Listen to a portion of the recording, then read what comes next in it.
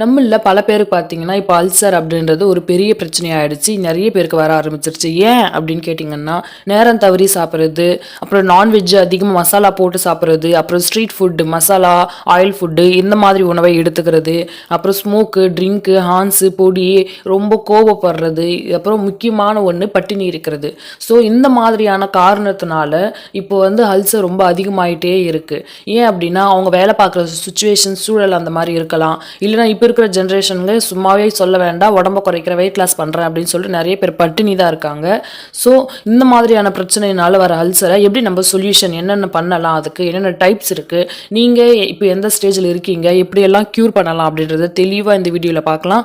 அதுக்கு முன்னாடி நம்ம சேனலுக்கு இப்போ தான் நீங்கள் ஃபஸ்ட் டைம் வரீங்க அப்படின்னா சப்ஸ்கிரைப் பட்டனை ப்ரெஸ் பண்ணிக்கோங்க. மறக்காமல் பக்கத்தில் இருக்கிற பெல் ஐக்கானையும் கிளிக் பண்ணிக்கோங்க.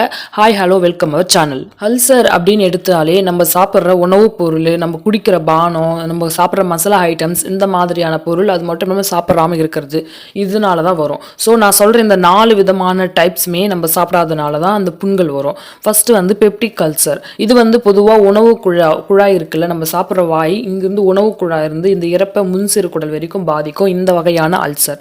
ரெண்டாவது கேஸ்ட்ரிக் அல்சர். இது இறப்பையில மட்டுமே ஏற்படுற புண்ணு. இது எதனால அப்படின்னு பார்த்தீங்கன்னா, ரொம்ப காரமாக சாப்பிடும் பொழுது அந்த இடத்துல மட்டும் அதிகமாக ஏற்படும். இது இறப்பை புண். மூணாவது டயோடெனிஸ் அல்சர், அதாவது முன் சிறுகுடல்ல ஏற்படும். முன் சிறுகுடல்ல ஏன் ஏற்படுது அப்படின்னு பார்த்தீங்கன்னா, அதிகப்படியான காரம். இப்போ ஒரு காரமாக ஒரு பொருள் சாப்பிட்றீங்கன்னா அது உணவு குழாய், இறப்பை இது வரைக்கும் பாதிக்காது. சிறுங்குடல், பெருங்குடல்ல இருந்து நம்ம மோஷன் போகிறப்ப அப்பயும் நம்மளுக்கு அந்த காரத்தினால எரிச்சல் ஏற்படும். ஸோ நம்ம சாப்பிட்ற ஒரு ஒரு உணவு நம்ம வாயோட முடிஞ்சிருது இல்லை, நம்ம அது முழுசாக மலம் கழிக்கிற வரைக்கும் அந்த இடத்துல எரிச்சல் ஏற்படும். அப்படி இருக்கும் பொழுது முன் சிறுகுடலில் அதனுடைய எஃபெக்ட் இருக்கும். அதுக்கப்புறம் ஈசோபேசல். இது என்ன அப்படின்னா, உணவு பாதையில் மட்டுமே இருக்கிறது. இப்போ நீங்கள் எது ஒன்றுமே சாப்பிடும் பொழுது இங்கே வலிக்கும். எங்கன்னா அந்த உணவு குழாய் போகிற பாதை இருக்குது பார்த்தீங்களா, அந்த 2 நுரையீரலுக்கு நடுவில், அந்த தொண்டையிலிருந்து இது வரைக்கும் அங்கே வலிக்கும். ஸோ அங்கே வலிக்குது அப்படின்னா அது ஈசோபேசல். இது டைப்ஸ் 4. கண்டினியூவாக அந்த உணவு குழாயிலிருந்து, இறப்பையிலிருந்து அந்த புண் அப்படியே இருக்குது. நீங்கள் பொதுவாகவே லைட்டாக இருக்குது அந்த புண் ஆரம்பிச்சிருச்சு அப்படின்னாலே உங்களுக்கு தெரிய ஆரம்பிச்சிடும். உங்களால் எந்த ஒரு உணவு சாப்பிடும்பொழுது வயிறு வலிக்கும் ஃபஸ்ட்டு, அதுக்கப்புறம் எரிச்சல் எடுக்க ஆரம்பிக்கும். ஸோ இந்த மாதிரியான சிம்டம்ஸ்லாம் இருக்கும் பொழுதே அதை சரி பண்ண பாருங்கள். ஏன் அப்படின்னா அது கேன்சராக கூட மாற இருக்கும். அது ரொம்ப ரொம்ப அதிகமான ஒரு வாய்ப்பு. சரிங்களா? 40 ஏஜ் இருக்கிறவங்க பார்த்தீங்கன்னா இன்னும் சொல்லவே வேண்டாம், சான்ஸ் ரொம்ப அதிகம். ஸோ அந்த மாதிரி புண்கள் ஏற்படுது அப்படின்னா உங்களுக்கு அந்த ரத்த கசிவு, ரத்த வாந்தி இந்த மாதிரி கூட வரும். ஏன்னா அல்சருடைய எக்ஸ்ட்ரீம் லெவல் இந்த மாதிரியான சிம்டம்ஸ்லாம் கூட ஏற்படுத்தும். ஸோ புண்ணில் அந்த இறப்பையில் இல்லாமல் முன் சிறுகுடலில் இருந்தது அப்படின்னா குடல் அடைப்பு இல்லைனா குடல் துளை, அதாவது அப்பால்ட்டுன்னு சொல்லுவாங்க, இந்த மாதிரியான பிரச்சனைகள் வர வாய்ப்பு இருக்குது. ஸோ தயவு செஞ்சு நேரம் தவறி சாப்பிடவே சாப்பிடாதீங்க, கரெக்ட் டைமுக்கு சாப்பிடுங்க. நெக்ஸ்ட் இதுக்கு என்ன தான் சொல்யூஷன் அப்படின்னு சொல்லிட்டு பார்த்தீங்கன்னா, ஃபர்ஸ்ட் ஒன் நான் என்ன சொல்லுவேன்னா, நேரத்திற்கு கரெக்டான உணவை சாப்பிட்றது தான். இன்னொன்று நல்லா மென்று சாப்பிடுங்க. நீங்கள் நேரத்துக்கு சாப்பிட்றீங்க அது ஓகே. இன்னும் நல்லா இப்போ இருக்கிறவங்க ஃபோனை பார்த்துட்டு நம்ம என்ன சாப்பிட்றோம், எவ்வளோ சாப்பிட்றோம், அது காரமாக இருக்கா, நல்லா இருக்கா, ருசியாக இருக்கா, உப்பு இருக்கா இல்லையா, எதையுமே பார்க்குறதே கிடையாது. ஸோ நீங்கள் அது சாப்பிடும் பொழுது, நல்லா மென்று சாப்பிடும் பொழுது, உமிழ்நீரோட கலந்து சாப்பிடும் பொழுது மட்டும்தான் அது அதனுடைய முழு சக்தியும் நம்ம பாடியில், உடலில் போய் நல்லா மிக்ஸ் ஆகும். நீங்கள் அப்படியே சாப்பிடும் பொழுது அது டைஜஷன் பண்ண ரொம்ப கஷ்டப்பட்டுட்டு, நம்ம சொல்லப்போனால் நம்முடைய வாயிலேயே ஒரு 70 இல்லைனா 80% அது டைஜஷன் ஆகி, நம்ம பல்லே டைஜஷன் ஆகி, வாயிலே டைஜஷன் ஆகி அது இறப்பைக்கு போகணும். அப்போ மட்டும்தான் நம்முடைய இறப்பை ரொம்ப இன்னும் ஈஸியாக டைஜஷன் ஆகி நம்முடைய பாடிக்கு இன்னும் முழு ஹெல்த்தையும் கொடுக்க முடியும். ஸோ நேரம் தவறி நல்லா மென்று சாப்பிடுங்க.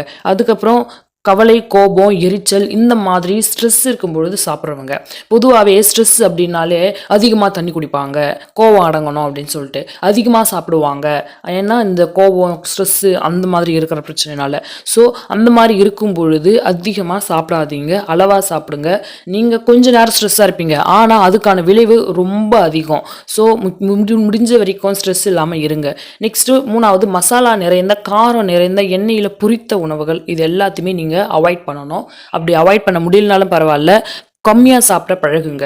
ஏன் அப்படின்னா இந்த ஆயில் இருக்கிற ஃபுட்டு பார்த்தீங்கன்னா அதிகமான கால்சியம் கொலஸ்ட்ரால் அதிகப்படியான கொலஸ்ட்ராலை ஏற்படுத்தும். மசாலா நிறைந்த காரம் நிறைந்த நான்வெஜ் எல்லாம் பார்த்தீங்கன்னா மசாலா தான் அதிகமாக போடுவாங்க. ஸோ நான்வெஜ் சாப்பிட வேணாம் அப்படின்றத நான் சொல்லவே இல்லை. அது வந்து அதிகமாக காரம் போட்டு இந்த மாதிரியான சாப்பிட்றதை எல்லாம் தவிர்த்துக்கோங்க. ஏன் அப்படின்னா ஃபஸ்ட்டு வந்து புண்ணு ஏற்படும், அப்புறம் எரிச்சல் எடுக்கும், அப்புறம் வலி ஏற்படும், அப்புறம் அது நிறைய விதமான இன்னும் நிறைய பாதிப்பை ஏற்படுத்தும், புற்றுநோய்க்கு வரைக்கும் கொண்டு போய் விடும். ஸோ இந்த மாதிரி தவிர்த்துக்கோங்க. அதுக்கப்புறம் விரைவு உணவு, அதாவது பதப்படுத்தப்பட்ட உணவு, அதிகமான இனிப்பு, புளித்த உணவு, இது எல்லாத்தையுமே அவாய்ட் பண்ணுங்க. புளித்த உணவு என்ன அப்படின்னு பார்த்தீங்கன்னா, இப்போ இட்லி இருக்கு, அந்த இட்லி மாவு வந்து ரொம்ப புளிச்சு போச்சு அப்படின்னா அதை நம்ம எடுத்துக்கும் பொழுது அதிகப்படியான புளிப்பு என்ன ஆகும், நம்மளுக்கு அந்த இடத்துல புண்ணு ஏற்படும். இப்போ அதிகப்படியான உப்பு சாப்பிட்டோம்னா அது என்ன ஆகும், நாக்கெல்லாம் வந்து ஒரு மாதிரி கப்பலமாக மாறிடும். ஸோ அதுதான் அளவுக்கு கரெக்டாக இருக்கணும். நீங்கள் வந்து புளித்த உணவு இதை எடுக்காதீங்க. அதிகமான ஸ்வீட்ஸ் அப்படின்னா சொல்லவே வேண்டாம். சுகருக்கு ஒரு பேஸ் ஆனது. அது மட்டும் இல்லாமல் பிசிஓடி சுகருக்கு, இது ரெண்டுக்கும் ரொம்ப ரொம்ப அடிப்படையானது வந்து இந்த சுகர் தான். இந்த அல்சருக்கு இதுவும் ஒரு பேசிக்கான விஷயம். ஸோ சுகரை அவாய்ட் பண்ணுங்க. விரைவு உணவுன்னா என்ன அப்படின்னா, இப்போ ஒரு கேக் இருக்கு, அதுதாங்க விரைவு உணவு. இப்போ அது வந்து ஒரு 5 மினிட்ஸ் பேக் பண்ணால் போதும், அது வந்து நல்லா பேக் ஆகி வந்துடும். ஸோ இந்த மாதிரி இருக்கிற உணவையும் அவாய்ட் பண்ணுங்க. அதுக்கப்புறம் சாப்பிட்ட உடனே படுக்கவே கூடாது. தயவு செஞ்சு இதை பண்ணாதீங்க. சாப்பிட்ட உடனே படுத்தீங்கன்னா நீங்கள் என்ன ஒரு ஹெல்த்தியான ஃபுட்டை எடுத்தால் கூட சாப்பிட்ட உடனே படுக்கும் பொழுது அது நம்ம பாடி வந்து கன்வெர்ட் ஆகாது எனர்ஜியா. அது மட்டும் இல்லாமல் உடம்பு வந்து இன்னும் அதிகப்படியாக உடல் எடை கூடும், தொப்பை வரும், இந்த மாதிரி நிறைய பிரச்சனை, கொழுப்பு சேரும், நிறைய பிரச்சனை வரும். ஸோ சாப்பிட்ட உடனே தயவு செஞ்சு படுக்கவே படுக்காதீங்க. சாப்பிட்ட உடனே என்னென்னலாம் செய்யக்கூடாது அப்படின்னு சொல்லிட்டு நம்ம வீடியோவில் சேனலில் டிஸ்கிரிப்ஷன் பாக்ஸில் கொடுத்துருக்கேன், போய் பார்க்காதவங்க பாருங்க. நெக்ஸ்ட்டு பட்டினி இருக்கக்கூடாது. இப்போ இருக்கிற ஜென்ரேஷன் எல்லாருமே இப்படி தாங்க, பட்டினி தான். ஒரு கோபமா பட்டினி, இல்லை ஒரு லவர் கூட பேசலையா நம்ம அவள் தான் பட்டினியாக இருந்து சாதிச்சு அடம்பிடிச்சு இந்த மாதிரி தான் இப்போ இருக்கிற ஜென்ரேஷன் இருக்காங்க. ஆனால் அது ரொம்ப ரொம்ப ரொம்ப தவறு. அப்படி இல்லையா, எக்ஸாமுக்கு படிக்கிறாங்களா பட்டினி. அது ஏன் எக்ஸாம் படிக்கணும்னா நீங்கள் சாப்பிடாம இருந்து அப்படி ஒன்றும் அவசியம் கிடையாது. இந்த மாதிரி இருக்கிறவங்க பார்த்தீங்கன்னா தயவு செஞ்சு பட்டினி இருக்காதீங்க. ஏன்னா இதுக்கு முக்கியமான ஒன்று பட்டினி, நேரம் தவறி சாப்பிட்றது. ஸோ இந்த மாதிரியான பழக்கத்தை எல்லாத்தையுமே அவாய்ட் பண்ணிக்கோங்க. நெக்ஸ்ட் வந்து இந்த அதிகமாக எதை எடுத்துக்கலாம் அப்படின்னு பார்த்தீங்கன்னா, நீர் காய்கறி, நீர் ஃப்ரூட்ஸு, காஃபி. காஃபி வந்து அவாய்ட் பண்ணிக்கோங்க. ஏன் அப்படின்னு பார்த்தீங்கன்னா அதில் வந்து கொஃபைன் அப்படின்ற ஒரு ஆசிட் இருக்குது. அது என்ன பண்ணுன்னா அல்சரை இன்னும் இன்க்ரீஸ் பண்ணும்.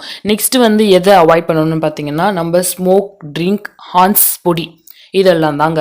இப்போ நீங்கள் ஒரு ஹான்ஸ், அதாவது புகையிலை இல்லைன்னா பொடி, இது ரெண்டுமே எடுத்தீங்கன்னா அந்த பேக்கெட்டுக்கு பின்னாடியே போட்டிருப்பாங்க வாயில் அதிகமாக புண்ணு வரும், கேன்சர் வரும், இந்த மாதிரிலாம் போட்டிருக்காங்க.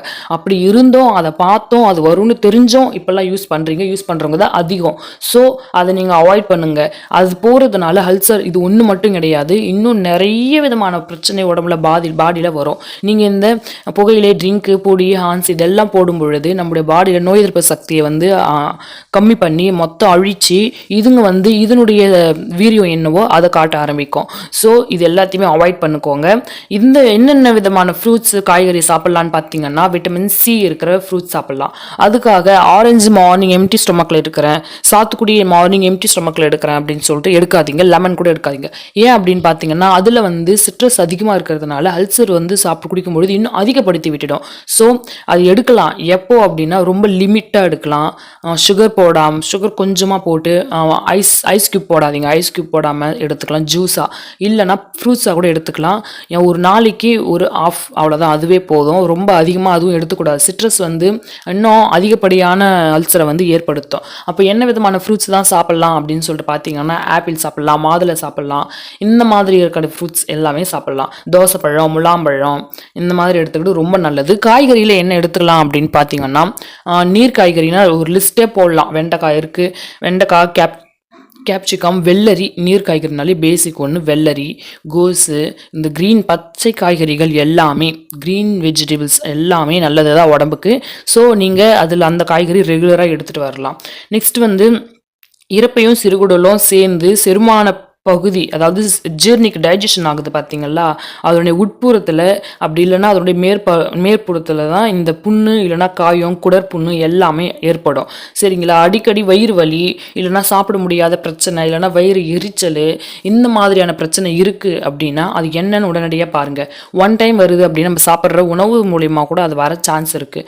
ஆனால் அதுவே கண்டினியூவாக டெய்லி ரெகுலராக வருது அப்படின்னா அது என்னன்னு தயவு செஞ்சு பாருங்கள், அப்படியே விடாதீங்க. நெக்ஸ்ட்டு இந்த அடுத்த வீடியோவில் என்னென்ன விதமான அவாய்ட் ஃபுட் பண்ணணும், என்னென்ன விதமான சாப்பாடுலாம் அவாய்ட் பண்ணணும் அப்படின்னு சொல்லிட்டு ஒரு தனி லிஸ்ட்டே கொடுத்துருக்கேன். என்னென்ன விதமான ஃபுட்டு சாப்பிடணும் அப்படின்னு சொல்லிட்டு அதுக்கு தனியாக ஒரு வீடியோ போட்டிருக்கேன். அந்த வீடியோ டிஸ்கிரிப்ஷன் பாக்ஸில் லிங்க்ல கொடுத்துருக்கேன். இப்போ பார்க்காதவங்க பாருங்கள், தெரிஞ்சுக்கோங்க, உடம்ப சரி பண்ணுங்கள். எனிவே நம்ம அடுத்த வீடியோவில் சந்திக்கலாம். டாடா, பாய் பாய்.